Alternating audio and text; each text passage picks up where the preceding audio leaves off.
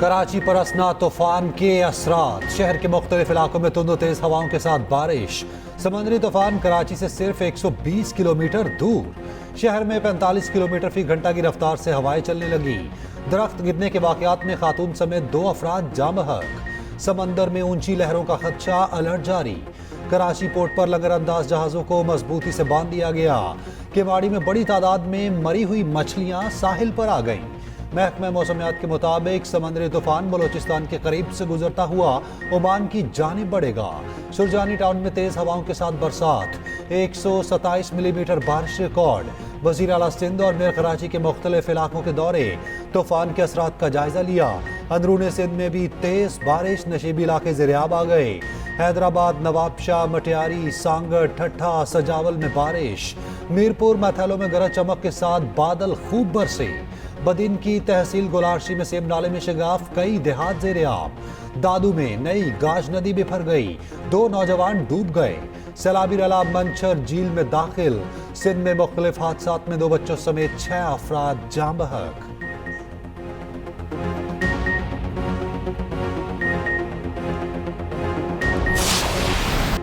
कुमराट में सैलाब से तबाही, सैकड़ों सैयाह फंस गए। कुमराट रोड और 4 राब्ता पुल सैलाबी रोयले में बह गए। जमीनी राब्ता मुनक़ता, 10 मकान, कई पन बिजली घर और मछली फार्म सैलाब की नजर। होटल्स को भी शदीद नुकसान पहुंचा। वज़ीर आला अली अमीन गंडापुर की सैयाहों को बाहिफाजत निकालने के लिए हंगामी इक़दामात की हिदायत। कहा, इमदादी सरगर्मियों के लिए तमाम दस्तयाब वसाइल बरोएकार लाए जाएं। तहसील चेयरमैन का कहना है, कुमराट रोड की बहाली में 2-3 दिन लगेंगे। सयाहों की रिहाइश और खाने का बंदोबस्त किया जा रहा।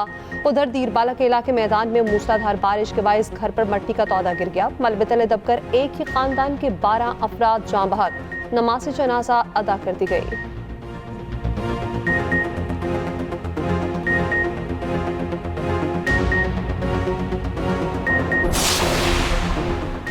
बलोचिस्तान में तूफानी बारिशों से सैलाबी सूरत हाल, सूबे के 10 अजला सैलाबज़दा करार। कलात, ज़ियारत, सोहबतपुर, लसमेला, आवरान, जाफराबाद, ओस्ता मोहम्मद, लौरालाई और चागी शामिल। लौरालाई में तोरखेजी डैम के करीब नदी में सैलाबी रला आबादी में दाखिल। एक घर में फंसे 7 अफराद को रेस्क्यू कर लिया गया।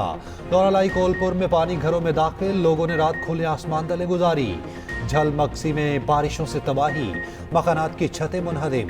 कोयटा के मुख्तलिफ इलाके भी बारिशों से बुरी तरह मुतासिर। बरसाती पानी के जोहड़ में गिरकर बच्चा जाँ बहक। उधर भिम्बर, कोटली समेत आज़ाद कश्मीर में बारिश, जगह जगह लैंडस्लाइडिंग, सड़कें ब्लॉक।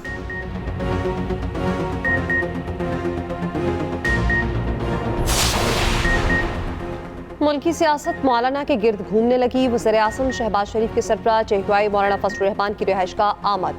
खैरियत दरियाफ्त की मुल्क की मजमूई सियासी सूरत हाल पर तबादला ख्याल। नायब वज़ीर आज़म इसाक डार, वफाकी बुसरा, मोहसिन नकवी और अताउल्लाह तारड़ भी वज़ीर आज़म के साथ थे।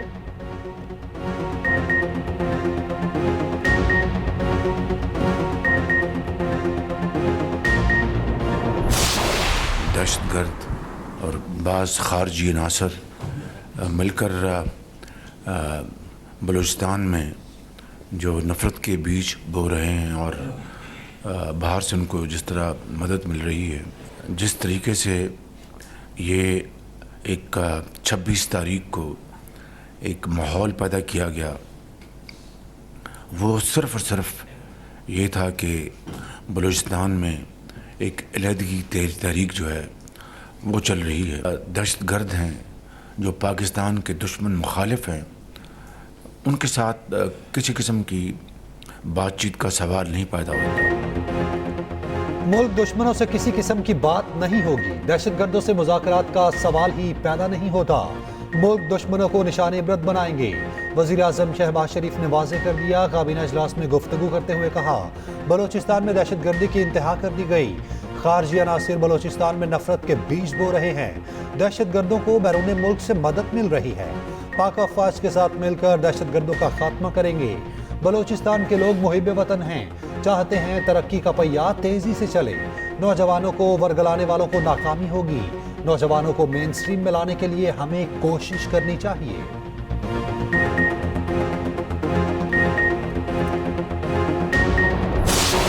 ये जो वाक़या 26 की रात का हुआ है, ये नॉर्मल वाक़या नहीं है। इसके पीछे पूरी प्लानिंग हुई है और सिर्फ एक बॉडी ने नहीं किया, एक दो ने मिल के किया है, दहशतगर्द तंजीमों ने मिल के किया। हमें बिल्कुल क्लियर लिंक्स पता है कि इसके पीछे कौन है। हमें यहाँ तक पता है कि ये SCO कॉन्फ्रेंस को ख़राब करने के लिए भी एक प्लानिंग की है उन्होंने। लेकिन ये क्लैरिटी है कि जो मर्जी हो, जिसने बंदूक उठाई है उसका बंदोबस्त करेंगे। बलोचिस्तान दहशतगर्दी मामूली नहीं, उसके लिए मुकम्मल मनसूबा साजी की गई। जानते हैं इस दहशतगर्दी के पीछे कौन है। इन हमलों में एक से ज्यादा दहशतगर्द गिरोह मुलविस थे। वज़ीर दाखिला मोहसिन नकवी का सेनेट में इज़हार ख्याल, कहा वाक़या शंघाई ताउन तंजीम कॉन्फ्रेंस को ख़राब करने की कोशिश है। बहुत से अनासर को पाकिस्तान में SCO कॉन्फ्रेंस से तकलीफ है। हम SCO की मेज़बानी करेंगे। पार्लियामेंट सुप्रीम है और सुप्रीम ही रहेगी। बलोचिस्तान में कोई ऑपरेशन नहीं हो रहा। जो रियासत को नहीं मानते, बंदूक उठाते हैं, वो दहशतगर्द हैं। उनका बंदोबस्त करेंगे। पाकिस्तान को मानने वालों को सर पर बिठाएंगे।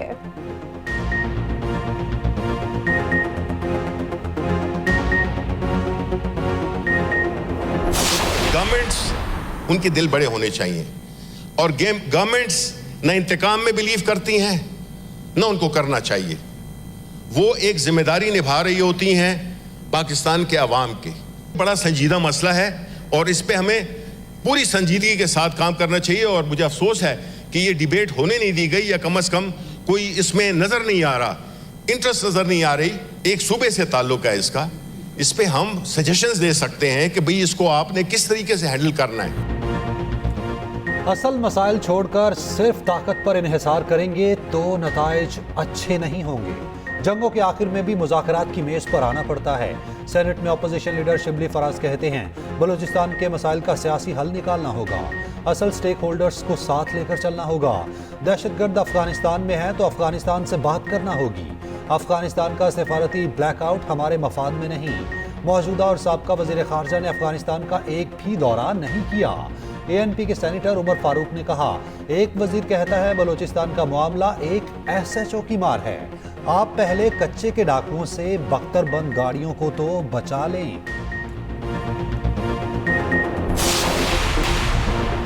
जो लोग बुरे वक्त में छोड़ गए उनके लिए पार्टी में कोई जगह नहीं, बानी PTI ने वाजे कर दिया।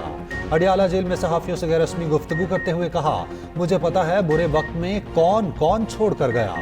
गुड टाइम चार्लीज बुरे वक्त में पार्टी छोड़ गए, उनके लिए हमारे पास कोई जगह नहीं। मजबूरी में पार्टी छोड़ने वाले बहुत कम लोग हैं।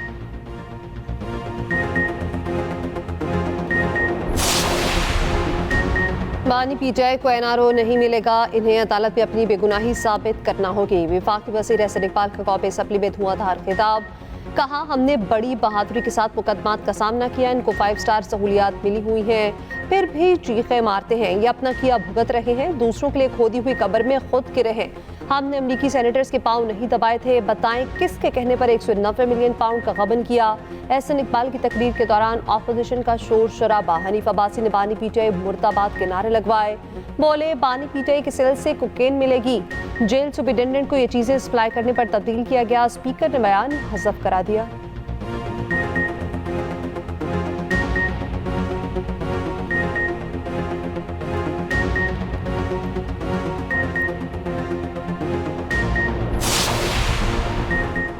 नवाज शरीफ और शहबाज शरीफ के लिए जेल में बूफे लगते थे। 45 लोग मुलाकातें करते थे।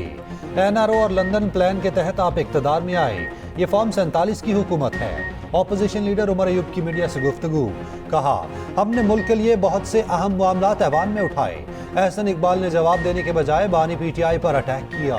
बैरिस्टर गोहर ने कहा तहरीक इंसाफ ने हमेशा आइन और कानून की बात की, बानी PTI ने कभी अपने सेल के बारे में नहीं बताया।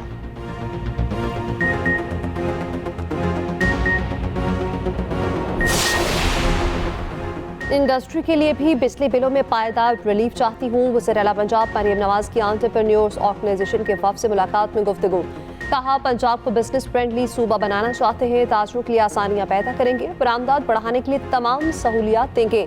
14 करोड़ आवाम की जिम्मेदारी के एहसास से रात को नींद नहीं आती। इंडस्ट्री के मसाइल हल करने के लिए आला सतह की कमेटी बनाने पर इत्तफाक।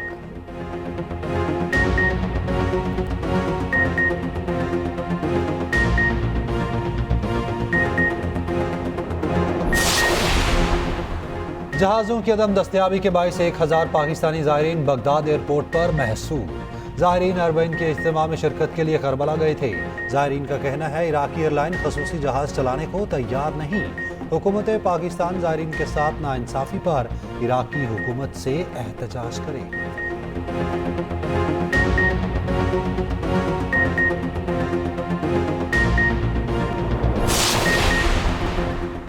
घर के अखराजात पूरे करें या पेशियां भुगतें। हैदराबाद की रिहायशी मां अपने लापता बेटे की बाजियाबी के केस से दस्तबरदार। सिंध हाई कोर्ट में दरख्वास्त में कहा शौहर मजदूर है, घर के अखराजात मुश्किल से पूरे होते हैं। हर पेशी पर हैदराबाद से कराची नहीं आ सकती, बेटा मिलना होगा तो मिल जाएगा, मेरा केस खत्म कर दिया जाए। कायम मुकाम चीफ जस्टिस नेमतुल्लाह ने रिमार्क्स दिए, आपको आने की तकलीफ करने की जरूरत नहीं, आप ना भी आए तो केस चलता रहेगा।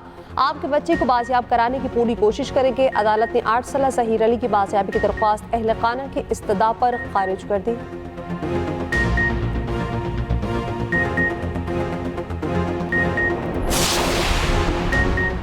पाक बांग्लादेश दूसरे टेस्ट में बारिश की एंट्री, पहले दिन का खेल मंसूख करना पड़ा।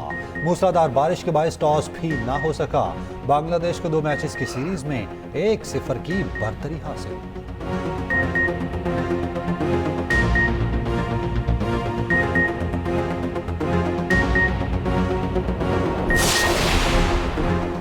चेयरपर्सन स्पेशल ओलंपिक पाकिस्तान रौनक लाखानी की पाकिस्तान ओलंपिक एसोसिएशन के सदर सैयद आबिद कादरी जिलानी के एजाज में तकरीब। सैयद आबिद कादरी को POA की सदारत संभालने पर मुबारकबाद दी। चेयरपर्सन स्पेशल ओलंपिक पाकिस्तान रौनक लाखानी ने कहा, पाकिस्तान ओलंपिक की जानिब से हमारे एथलीट्स की सरपरस्ती मुस्तकबिल में स्पेशल गेम्स की तरक्की और फरोग के लिए एक संग मील साबित होगी। सैयद आबिद कादरी जिलानी ने कहा, चेयरपर्सन स्पेशल ओलंपिक पाकिस्तान रौनक लाखानी और उनकी पूरी टीम स्पेशल खिलाड़ियों को माशरे में उनका असल मुकाम दिलाने में मसरूफ है। इनके जज्बे को सलाम पेश करता हूँ।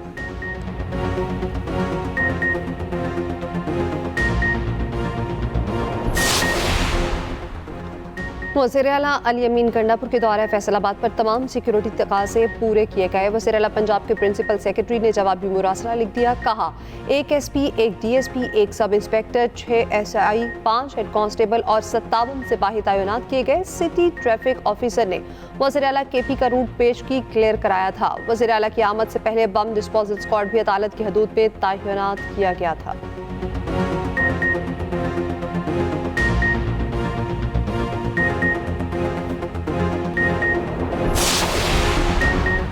500 यूनिट तक बिजली सारिफीन को बेनजीर इनकम सपोर्ट प्रोग्राम से सब्सिडी दी जाए। वज़ीर आला सिंध मुराद अली शाह ने बिजली सारिफीन को रिलीफ देने का मंसूबा वफाकी वज़ीर तवानाई अवैस लगारी के हवाले कर दिया।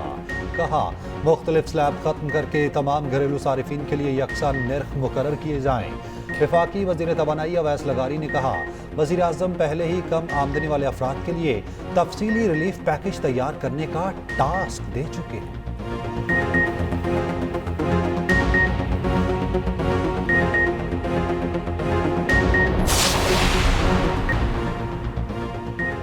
जमात इस्लामी का 1 सितंबर से हक दो आवाम को तहरीक के फेज़ 2 का ऐलान। अमीर जमात इस्लामी हाफिज नईम कहते हैं कि शरीफ खानदान ने कैपेसिटी चार्जेस की मद में सैकड़ों अरब खाए।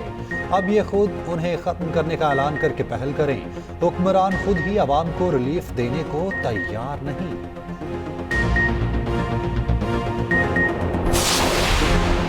भारतीय वज़ीर ख़ारजा जयशंकर कहते हैं, पाकिस्तान से मुस्तकिल बातचीत का दौर ख़त्म हो चुका।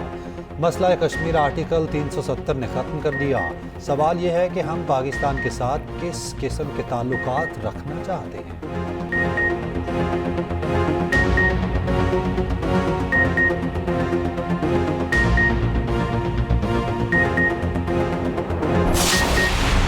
और खूबसूरती, रहमदिली और आजिज़ी का हसीन इम्तिजाज। बरतानवी शहजादी लेडी डायना को दुनिया से रुखसत हुए 27 साल बीत गए।